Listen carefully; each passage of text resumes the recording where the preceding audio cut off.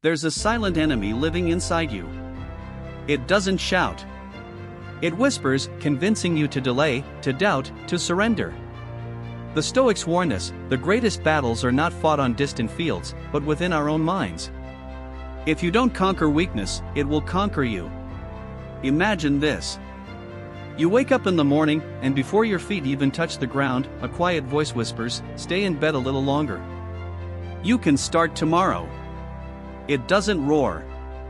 It seduces. This is weakness. Not as some villain out there, but as a silent adversary within. Marcus Aurelius wrote, "You have power over your mind, not outside events." Realize this, and you will find strength. But most of us give away that power without realizing it. We underestimate the enemy because it lives inside us.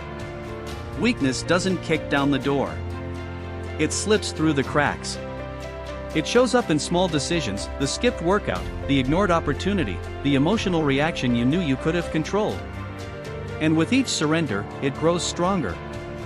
Epictetus warned, "No man is free who is not master of himself." That's the real battlefield. Not the world. Not society. Your own mind. So let me ask you, how many battles have you already lost today, before the day even began? This war is ancient. The Stoics knew it well. They trained not to fight armies, but to fight impulses. To fight the soft, persuasive enemy within. And here's the truth, weakness grows in silence. The longer you ignore it, the deeper it roots itself. But there's a way to strike first. In the next chapter, we uncover weakness's favorite disguise, procrastination, the first strike that quietly kills greatness. Weakness doesn't begin with failure. It begins with delay. Imagine standing at the edge of a cliff, staring at the path you know you must walk. You tell yourself, "I'll take the first step tomorrow." But tomorrow becomes the graveyard of countless dreams. Procrastination is not harmless. It's a slow, calculated poison. The Stoics understood this deeply. Seneca wrote, "While we are postponing, life speeds by." Every moment you postpone action, weakness tightens its grip like a vine wrapping around your potential. Think about the small delays that cost you the most. The project you didn't start. The conversation you avoided. The workout you skipped. They seem small. But each one silently carves away a piece of your future. Marcus Aurelius didn't write his meditations for show. He wrote them to remind himself to act. He said, "You could leave life right now. Let that determine what you do and say and think." When you procrastinate, you're making a trade, not with time, but with weakness. You're saying, "Here, take a piece of my willpower. I'll pay later." But later never comes. Modern psychology confirms what the Stoics knew: procrastination is emotional regulation, not laziness. It's your mind seeking comfort over clarity, pleasure over purpose. But the Stoics trained themselves to flip that response, to act in spite of emotion, not after it fades. Epictetus taught his students to rehearse action mentally, to prepare their will like a sword. They didn't wait for motivation, they acted from principle. Ask yourself, how many opportunities have slipped through your fingers because you said, "Not today"? How many dreams have you gently smothered with the pillow of later? Procrastination is weakness's first and deadliest strike because it feels safe. But that's the trap. The longer you wait, the heavier the chains become. And here's the twist: sometimes procrastination doesn't come as delay, it comes disguised as confidence. The voice that says, "You're already great.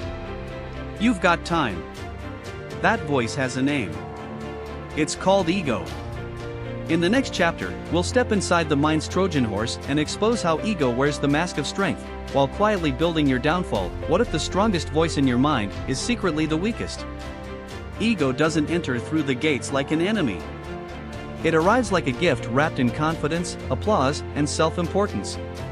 Like the ancient Trojan horse, it looks impressive on the outside, but inside, it hides the soldiers of weakness. The Stoics were relentless in warning against ego. Marcus Aurelius wrote, "It is possible to be both proud and humble, proud of your principles, but humble in your actions." Ego blinds us to this balance. It convinces us we've already arrived, that discipline is optional, that effort is beneath us. Imagine training for years to build strength, then one day deciding, I no longer need to practice. That's ego's whisper. It turns growth into stagnation. Ego thrives when you win once, and then stop sharpening your blade. It thrives when you start comparing yourself to others instead of your former self. Seneca warned, the greatest obstacle to living is expectancy, which hangs upon tomorrow and loses today. Ego lives in both past and future, never in disciplined action. In modern life, ego shows up subtly. You finish a project and bask in the praise, but stop improving. You gain followers, attention, comfort, and start believing your own myth. You confuse potential with mastery. And in that moment, weakness smiles. Because it knows you've stopped moving. The Stoic practice of negative visualization was designed to counter this. They imagined losing what they had not out of fear, but to humble the ego. Marcus would remind himself daily, you could be dead tomorrow. This wasn't morbid. It was clarity.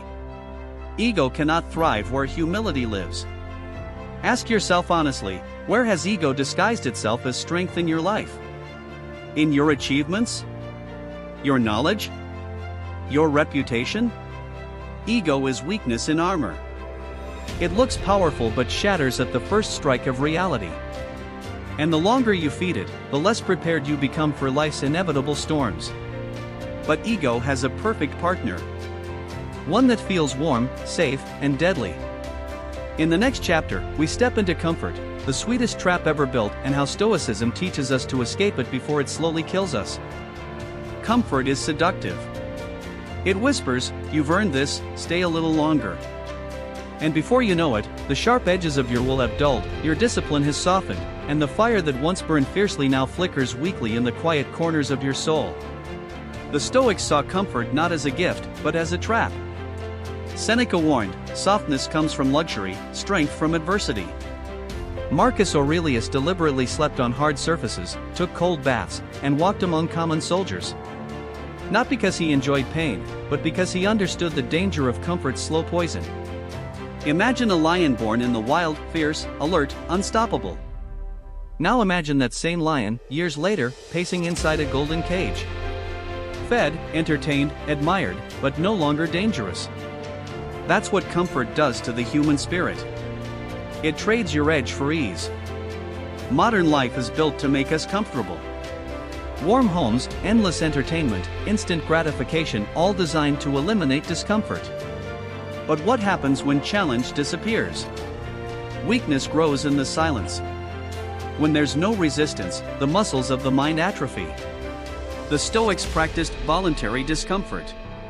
Epictetus, born a slave, taught his students to occasionally choose hardship even when comfort was available, to build an inner fortress untouched by circumstance. He said, difficulties show a person's character. So when trouble comes, remember, God has matched you with a rough young man. When you choose discomfort, you train your will. You sharpen your edge. Comfort, on the other hand, lulls you into believing you're safe when in reality, it's quietly making you fragile. Look around. How many people chase comfort their entire lives, only to find themselves restless, weak, and lost when life inevitably strikes? Comfort is not evil, but it must be earned through discipline, not sought as a refuge from effort. The Stoics didn't run from luxury, they simply refused to let it own them. And this brings us to the turning point where weakness is no longer merely identified, but challenged. In the next chapter, we'll uncover the Stoic weapon that slays procrastination, ego, and comfort alike. A weapon forged not in emotion, but in discipline. Desire begs. Discipline commands. This is the moment the Stoics prepared for, the turning point where weakness is not just seen, but struck. Marcus Aurelius wrote, if it is endurable, then endure it. Stop complaining. This was not cold indifference, it was disciplined clarity. The Stoics knew that desire is wild, fleeting, emotional, but discipline is deliberate, forged in the fires of consistent action.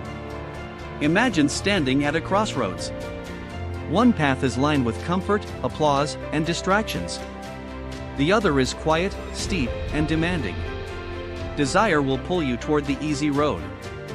Discipline, your inner commander, points silently toward the climb. Which voice wins determines who you become. Epictetus trained his students to act not because they felt like it, but because it was right.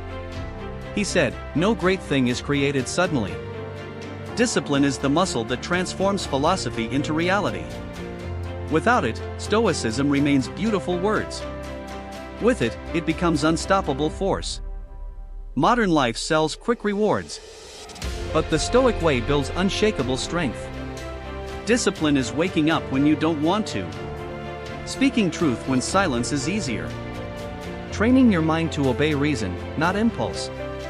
Weakness feeds on hesitation. Discipline starves it. Every time you act with intention, you remind weakness who's in control. And here's the truth, discipline isn't a one-time act. It's a daily choice, a quiet rebellion against comfort, ego, and procrastination. In the final chapter, we bring everything together. This is not just about Stoic ideas, it's about becoming the warrior who kills weakness before it kills you. The war never ends. But the warrior never sleeps. Weakness will return tomorrow, disguised as delay, dressed as ego, wrapped in comfort. But now, you've seen its faces. You've understood its psychology. And you hold the Stoic sword of discipline in your hands. Marcus Aurelius reminded himself daily, waste no more time arguing about what a good man should be. Be one. The Stoics didn't chase perfection, they practiced persistence. Every sunrise was a new battlefield. Every action, a strike. Killing your weakness doesn't happen once. It happens every day you choose to act when excuses tempt you. It happens when you stay humble amid success, strong amid comfort, and clear amid chaos. The enemy lives within, but so does the warrior. And the warrior wins not through talk, but through relentless daily victories. So ask yourself, when weakness whispers tomorrow, will you listen? Or will you strike first? This is your battlefield. Kill your weakness before it kills you.